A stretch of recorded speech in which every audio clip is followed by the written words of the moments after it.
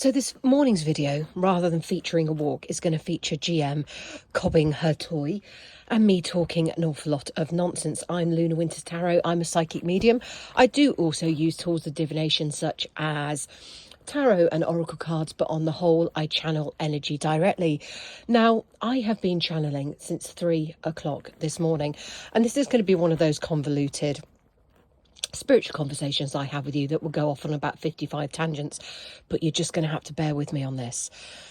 So I woke up at about 3 o'clock this morning after making a very loud snore that woke me up, and GM looked at me really judgmentally. I'm like, darling, really? You snore like a warthog. I mean, seriously, she's like a man who's had 5 pints of alcohol, is lying on their back and is suffering from severe sleep apnea. That's how snory my beautiful ginger dog is. So to receive such harsh judgment, I was like, really? Are you sure you want to judge me? And that's where the energy comes in. Somebody felt they were better than you.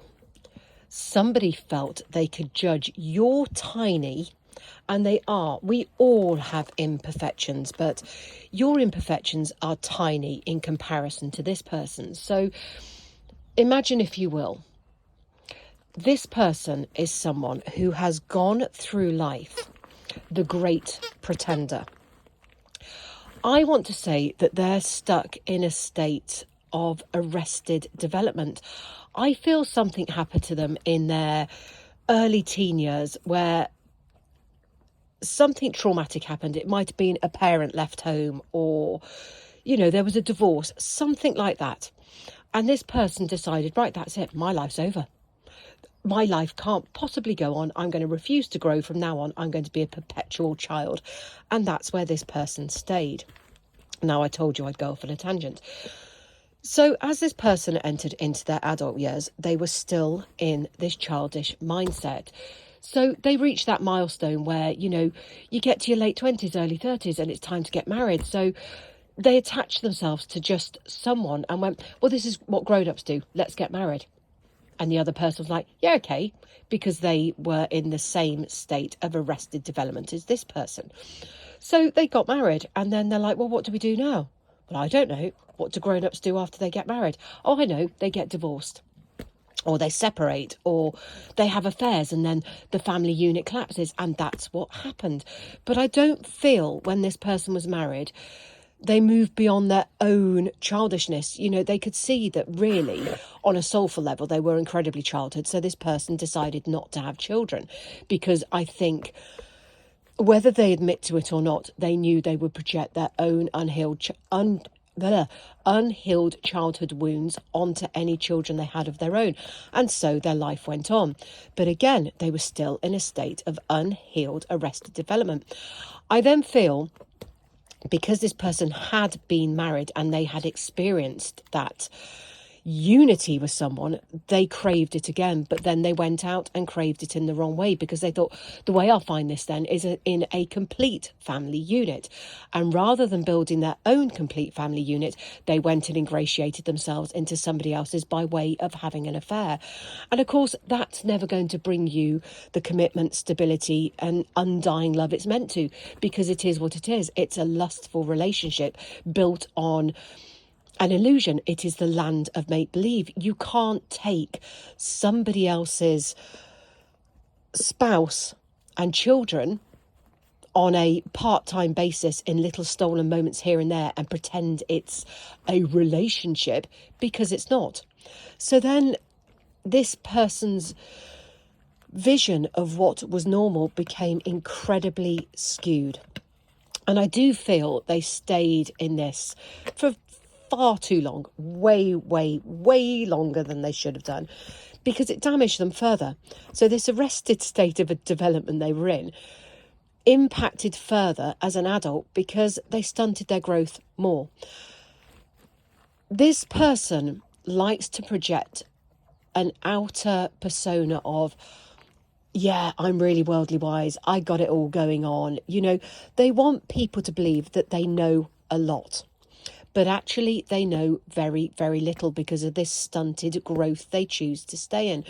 So this person, when they attach themselves to other people who, for the record, are incredibly unhealthy people for them, they take on the aspects of that person that they admire. So if that person is intelligent, this person then learns their intelligence by rote from this other person. So they'll hear them say something and they'll put that in their mind bank and go, I've got to remember that, because if I say that, it will make me sound knowledgeable and wise. And this is how they have, in their view, grown and become a proper adult, but they haven't.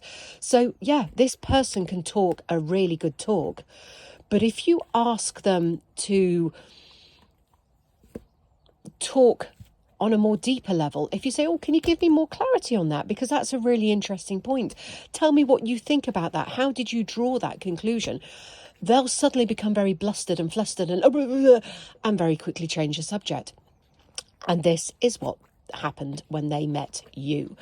They admired an awful lot about you because you do have an awful lot of experience, both good and bad.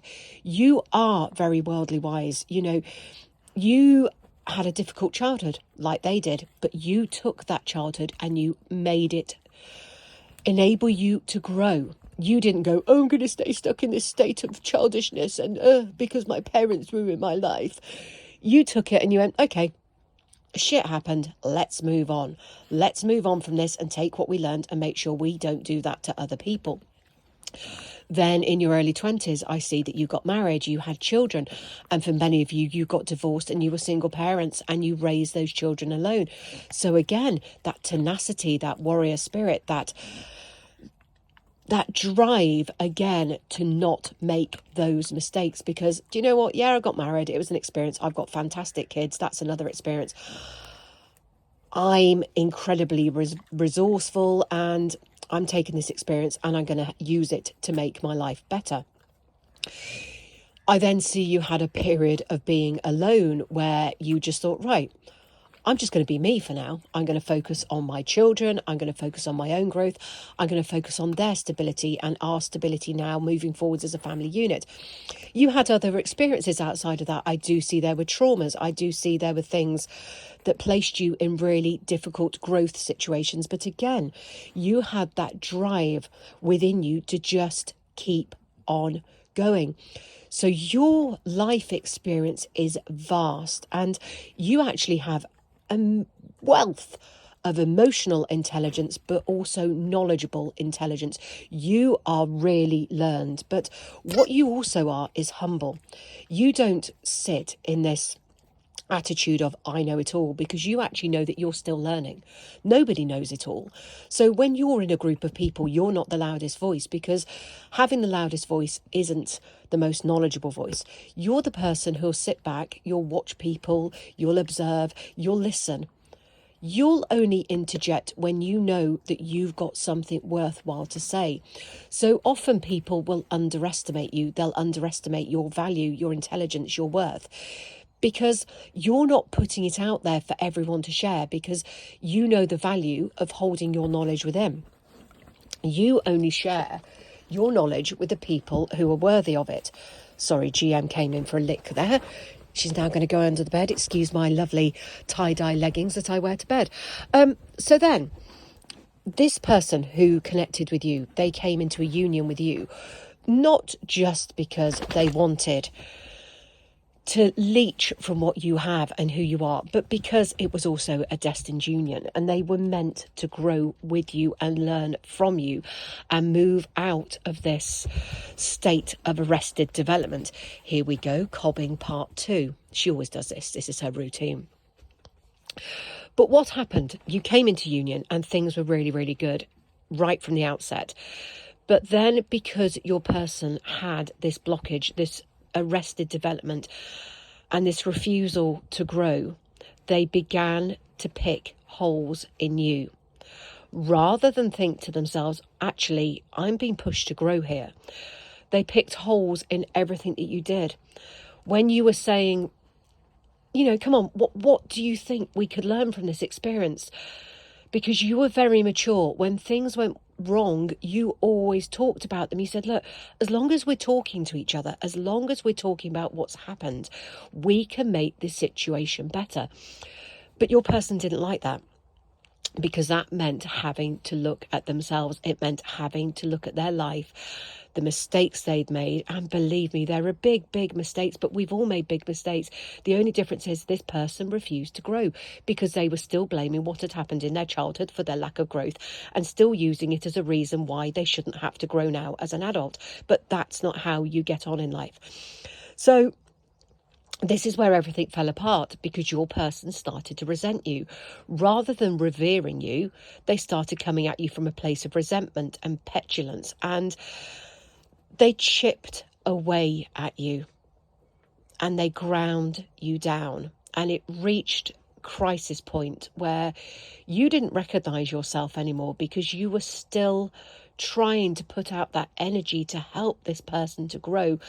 And they were just, it's like they were breathing fire on it and trying to turn you to ashes and cremate you and just go, no, you should be the one who's down there in the ashes. I already know it all. I am this big ego. You're not actually, you're a small fucking man-child who refuses to grow.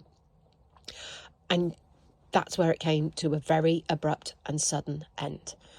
And that's why when GM looked at me this morning and did that weird snore, I'm like, really? You're going to judge my weird snore when you snore all the time? And you're in a position now where you've taken this experience with this person and you've grown from it. You've ascended, you've evolved, you've taken those lessons that you learned, where you're going, I'm never going to let anyone pick holes in me again, because no, you don't get to turn me into Swiss cheese when you're actually the one who smells of cheese. You are empowered, and you are recognizing that you are the empowered and powerful one, and you sit on that throne. But what you're not doing is judging that person for their inadequacies. You're feeling, if anything, you still feel that sense of, if only I had. But the answer is, it wasn't down to you. You did everything you could. This person's abject refusal to move beyond a childhood wound and want to grow and become a better person is not your problem. Now, at 4 o'clock this morning, because I know that I did go back to sleep, I awoke to the sound of footsteps on the pontoon. Now, I know that absolutely no one walks along this pontoon at 4 o'clock in the morning. One, because most people are away because it's Easter weekend. But two, because there's nobody who would be out of their boat at that time of morning who would come past my boat. And bizarrely, the footsteps stopped right outside my window by my bedroom. So I lay in the darkness for a while and I listened, and I could hear the pontoon going up and down as though someone was breathing heavily. And I know that energetically it was this person. They were outside my bedroom window, letting me know they were there, letting me know that I was about to put this message out, because it was whirring round in my head from 3 a.m. to 4 a.m. and I was almost tempted to bring that message at that time of morning. And I thought, no, I'm going to wait until I wake up and I've got full clarity on it. So think of the number 4. The number 4 is a number of union. And this person energetically, 333 on the clock when I said that, was paying me a visit to say, yep, I know. I carry this burden, and that's why the pontoon was going up and down, because this person's weight is really heavy, and the weight of their lack of growth is weighing heavily on them. They know now that if they are ever to have the life they dream and project out there to people that they do have, and I just want to say, off on a tangent again, that this person is more than halfway through their life already. More than halfway through their life. So we're talking at least 45 onwards in their age. And for that age, they've actually got so little to show for their time on this earth. And that is purely down to their refusal to grow beyond this childhood wound that happened in their early teenage years. And imagine allowing your life to be stuck in a state of arrested development for so long, and to deny you of any happiness and growth. an attainment of, I don't want to say material things, but things of value, as in love, unconditional love, stability and personal growth, and growth with another person. Imagine denying yourself that because one thing happened.